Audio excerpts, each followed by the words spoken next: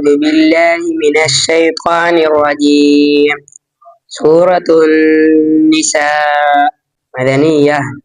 بسم الله الرحمن الرحيم.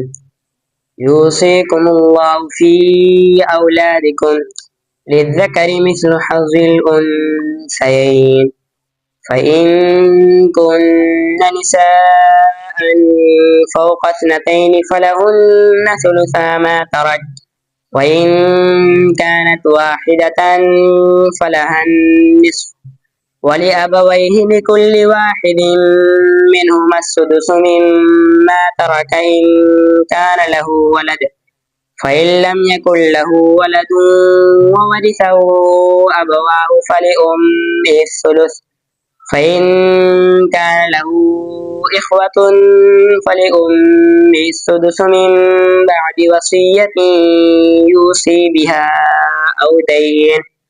آباؤكم وأبناؤكم لا تدرون أيهم أقرب لكم نفعا، فريضة من الله، إن الله كان عليما حكيما.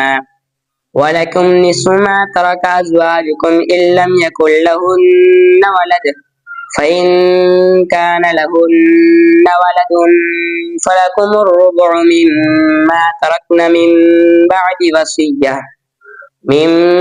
بعد وصية يوصين بها أو دين، ولهن الربع مما تركتم إن لم يكن لكم ولد، فإن كان لكم ولد فلهن الثمن مما تركتم من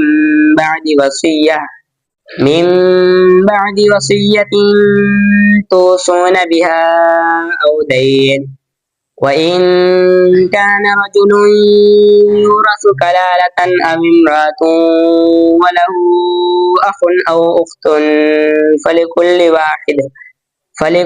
واحد منهما السدس، فإن كانوا أكثر من ذلك فهم شركاء في الثلث من بعد وصية يوصى بها أو دين غير مضار، وصية من الله، والله عليم حليم. تلك حدود الله، ومن يطع الله ورسوله يدخله جنات تجري من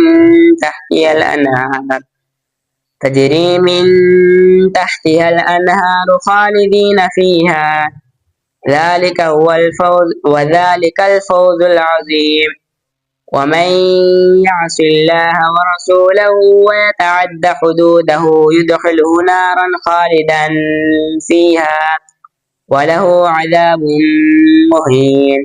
صدق الله العظيم.